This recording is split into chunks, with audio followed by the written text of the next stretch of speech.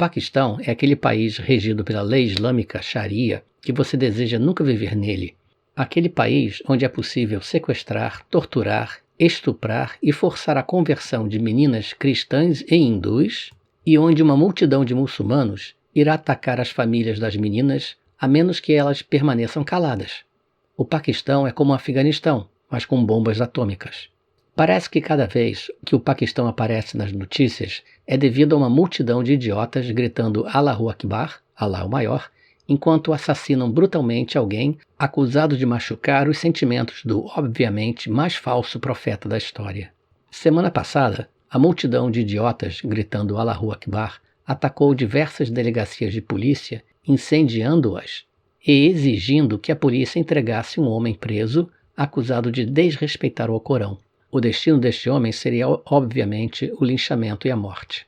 Dias atrás, a vítima foi um homem original do Sri Lanka, gerente de uma fábrica de esportes em Sialkot. Ele foi brutalmente espancado até a morte por uma multidão de idiotas gritando Allahu Akbar, sendo acusado de blasfêmia. Seu corpo morto foi continuamente chutado e em seguida incendiado. Enquanto isso, membros da multidão de idiotas gritando Allahu Akbar tiravam selfies, felizes pelo seu feito heróico, cantando louvores a Alá. A vítima não era muçulmana. Ele foi acusado de blasfêmia por colegas de trabalho, membros do TLP, a brigada de blasfêmia apoiada pelo exército do Paquistão.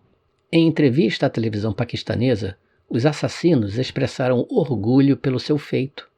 Eles não demonstravam medo das consequências do crime. Sua audácia reflete o sentimento de impunidade que possuem. Mas eles têm razão.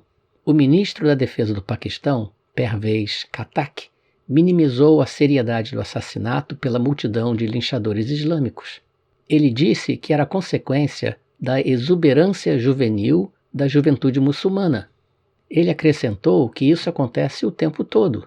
Quando os jovens sentem que o islamismo está sendo atacado, eles reagem para defendê-lo. O ódio contra os não-muçulmanos é algo que é ensinado nas escolas do Paquistão.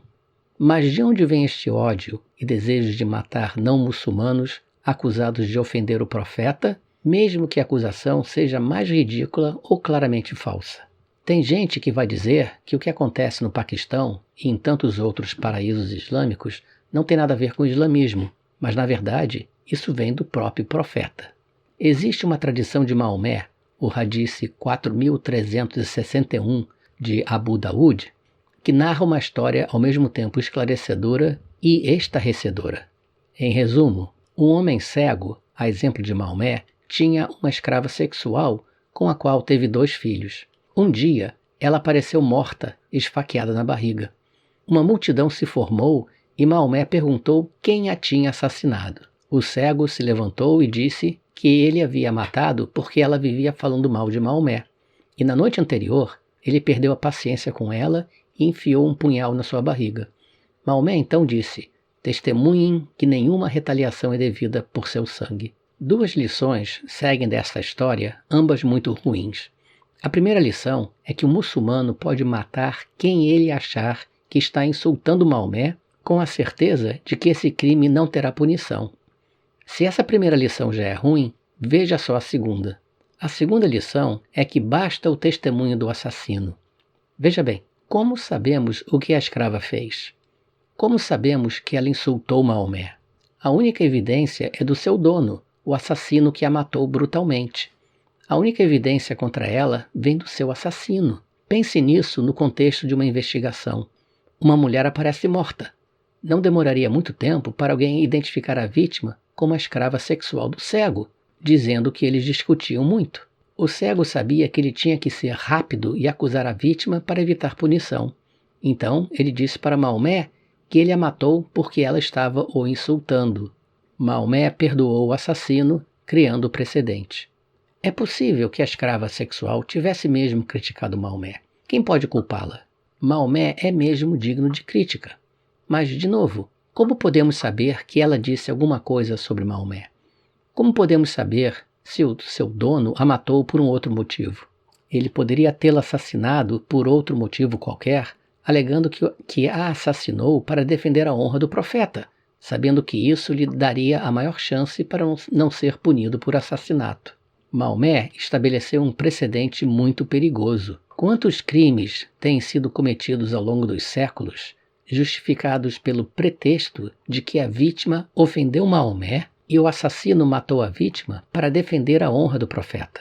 Quantas disputas entre um muçulmano e um não muçulmano, seja cristão, hindu ou ateu, não foram resolvidas em favor do muçulmano por este acusar falsamente o não muçulmano de blasfêmia contra Maomé? Quantos não muçulmanos não acabam sendo mortos por uma multidão de idiotas gritando Allahu Akbar devido a uma acusação falsa? Basta a palavra de um muçulmano. E isso acontece frequentemente, não apenas no Paquistão. Basta um muçulmano gritar: irmãos, vejam, este cristão ou hindu insultou Maomé, ele queimou o Alcorão, para que uma multidão se forme e mate o cristão ou o hindu para ele. E o governo não pode consertar o problema, pois o problema vem diretamente de Maomé. Segundo Maomé, basta que se diga que alguém o insultou para se conseguir permissão para assassinar.